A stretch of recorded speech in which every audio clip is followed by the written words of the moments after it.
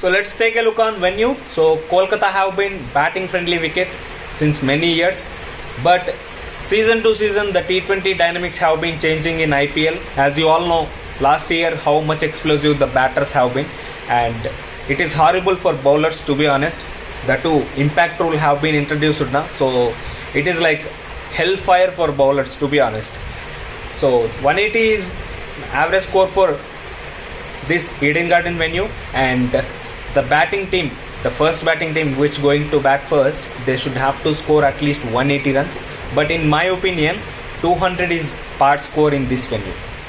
So let's take a look on fantasy as well. So I am choosing 6 players from RCB and then 5 players from KKR.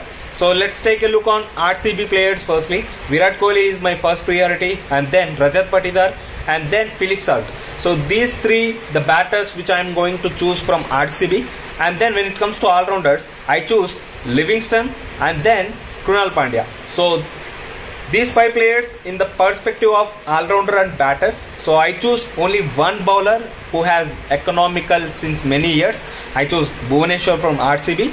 So I choose 5 players from KKR as well. Firstly, I choose Sunil Narain. He is a gun player for me. And then Andrew Russell. After that, Venkatesh Iyer, followed by Harshit Rana, and then one extra batter I choose is, if suppose Decock have been playing, I choose Decock, or if suppose Decock is not included in the squad, I'll go with Rinku Singh.